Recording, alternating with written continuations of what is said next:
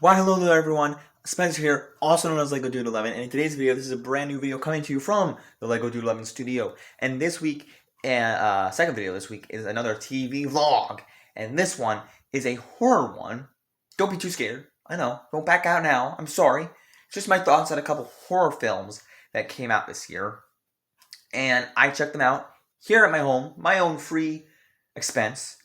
And I was gonna be sharing with you my thoughts. Now, before I'm making this video, like yesterday, another horror film came out. I was like, oh man, I want to watch that too. But I told my dad, and he's like, oh, can I check that out with you? I'm like, sure. So I haven't seen it yet. The Pope's Exorcist just came out for free. It was out in theaters and it came out for free. So I'm like, okay, I'll check that out. It's not included in this video here today, but I may or may not make a video on that. Who knows when the time comes around? But I'm gonna share with you two other horror films that came out.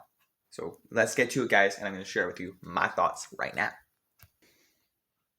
So the first movie I wanted to share with you is Scream 6, and this came out, I believe, it was March. It was March of this year, because this was the movie people were talking about. Man, March has so many good movies, so many movies coming out, and this is not a half bad movie. I have to tell you, yeah, not a half bad movie. First of all, the first thing that was drawn to my attention is the voice cast, or is the cast. It's not even a voice cast, but look right there. Roger Jackson, the voice of Scream, the voice of the Scream, like who wears the mask. I had no idea who did that. I didn't even know it was in the credits. It makes so much sense, but I did not know, because I thought I didn't know it was listed in the main cast. I thought it was probably deeper in the credits or something. That's really interesting.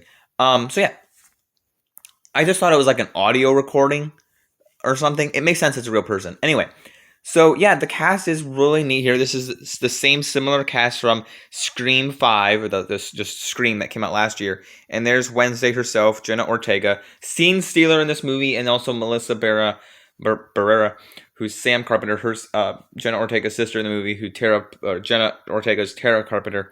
And all the cast is great. The twists in this movie are interesting. I mean, it's a Scream movie, so it's gonna, expect some weird twists. But I do agree with the rating here, the 77 and 91 audience score. All the scores it gets. I think it's really positive. I watched Scream 5, and I didn't hate Scream 5. I thought it was a good, return to the franchise.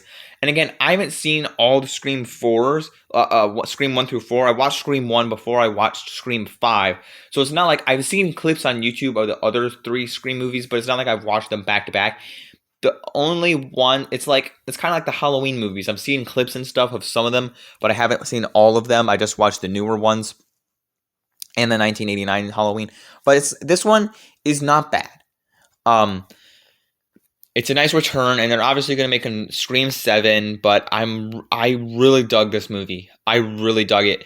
It's not the best movie of the year. It's not going in my top 10 movies of the year at all. But it feels like a great continuation. It feels like they knew what they were doing. It felt like they had a plan as opposed to Halloween Kills and Halloween Ends. So there's that for you. I think this is a rewatchable movie as well. So yeah, I don't know what else to say. Ghostface is just more brutal in this one with the people who dress up as him. It's just, man, I love it a lot. And the action scenes too, with the shotgun and the way Ghostface kills, just attacks. It's just so thrilling. And obviously, as it says horror mystery up there, I just love all the characters in this. And by the way, let me go down to the voice cast, or to the cast again. Why do I keep saying voice cast? I don't know. Josh Segarra is in this movie, and he was also in She-Hulk, the She-Hulk show. And I'm like, wait a minute, isn't that the guy? Isn't that the guy from who was also in Arrow, I believe, at one point, the DC Arrowverse? But he's like, and he pops up. I'm like, wait, what was he just in? I'm like, oh yeah, She-Hulk. He was the guy that said that line about here's a map of the best bathrooms for pooping. And She-Hulk made me laugh. I'm like, okay, I like this guy. He's in this movie. I'm like, all right, cool. And So yeah, there's a little bit of a love interest in this movie as well, which I really find quite neat as well. I always root for love interests in certain movies, especially if a horror film can make a little love interest. I always like that as well. So why not? Again, like I said, it's not the best movie. I wouldn't call it 10 out of 10, but I would call it a step up from Scream 5 or just Scream 2020, or 2022. I mean, but yeah, I'd give this a 7 out of 10. Um, I don't know what my rating would be of the Scream 2022, but yeah, this is definitely a 7 out of 10. 7 out of 10. Um, and again, I don't think my friends would care at all. Like if I said, "Oh yeah, Scream 6 is a 7 out of 10," they'd be like, "I really don't care," because none of my friends are really horror people. I've gotten into horror since COVID, so I'm changing up my game. So with that said, that's what I think on Scream 6, and let's get to the next movie, guys. So the next movie I did see, or the other horror film I did watch this past month is like a week ago. I don't remember when I watched this. Time's just flying by now since COVID's over and I'm doing stuff. It's like I don't remember when I watched this. I watched this in the past. That's all I know. So anyway, the other horror film I watched was Renfield, and this was one I was really looking forward to. When the trailers came out, I went and saw this, or I heard about this last year, and when John Wick came out, and when I went and saw John Wick 4 with my parents, and this trailer played along with Evil Dead Rise. I have not seen that one yet, but I want to really watch Evil Dead Rise. And this trailer came out, and my dad was like, "What is this? This looks so cool." And I was like, "Right?" Like I knew, I'm like, isn't this awesome? Nicolas Cage is Dracula.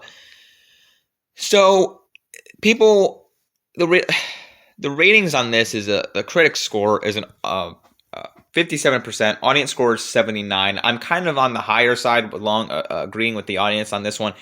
And people are kind of upset. I don't know if I haven't read too many reviews about why, but people are like, "Oh, Nick Cage wasn't in it as Dracula that much, and it wasn't really about him. It was more about Renfield," which the movie's titled Renfield. So what do you expect? But I really dug this movie for what it was. It had the Dracula moments. It had fighting. Like not every movie needs to have fighting, but it had these great action pieces. It had gruesome moments. Excuse me, I am like, excuse me, my throat. But excuse me. But yeah, the characters are really well done. Awkwafina's in here. Ben Schwartz, Teddy Lobo.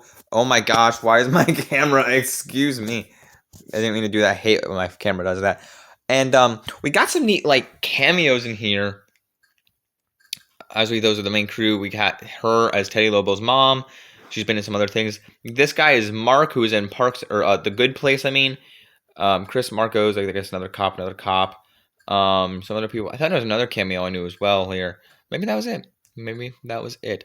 All right. So yeah, we got that guy who's in The Good Place. This guy who's also gay and some stuff. I don't care about if he's gay or not.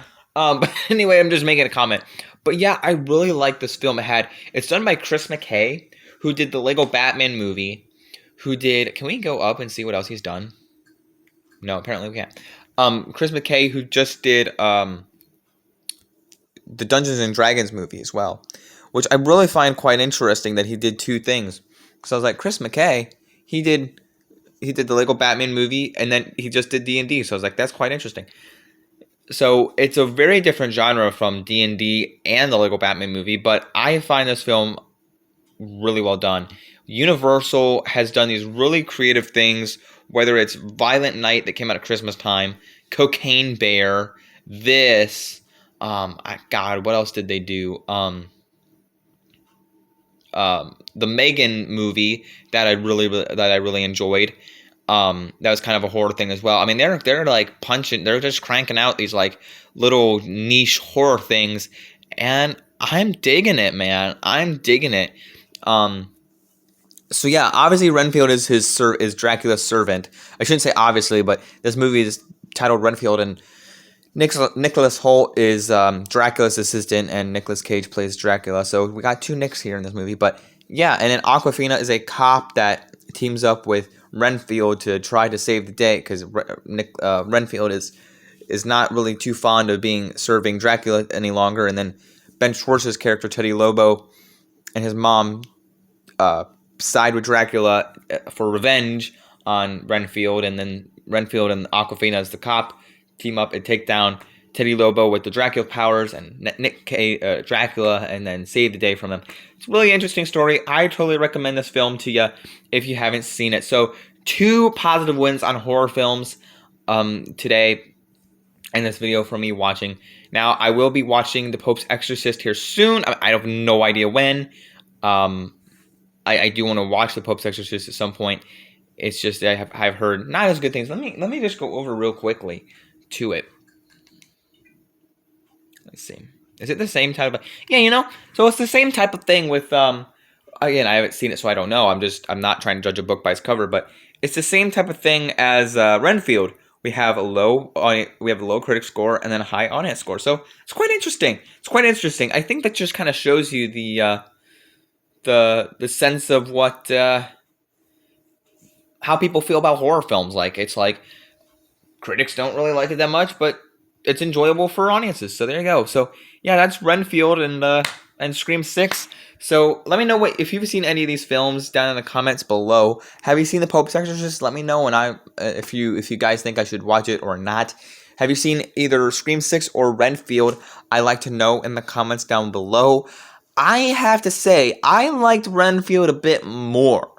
I mean, Scream 6 was really enjoyable. It's a rewatchable film, but I think Renfield was the one that surprised me. Like, this isn't that bad. Like, I don't think it's a 57, but I don't know. And by the way, I have to mention something. When I do watch, if I do get around to watching The Pope's Exorcist, I haven't seen any Exorcist movies. So if I finish The Pope's Exorcist and go, yeah, this wasn't great, because Renfield wasn't as bad as I was thinking, because it's just what it is. But if I watch The Exorcist and go, Pope's Exorcist, and go, yeah, this is bad, I haven't seen any other Exorcist film. So that's just my thoughts. Don't forget to leave a like. You might be confused by that entirely. Don't forget to leave a like, subscribe, and follow me over at Bulletproof Jedi Master down in the link is down in the comment section below, or not comment section, down in the description below. Don't forget to leave a like, subscribe, follow me as always. Don't forget to keep calm and play Lego. Peace out, everyone. Bye.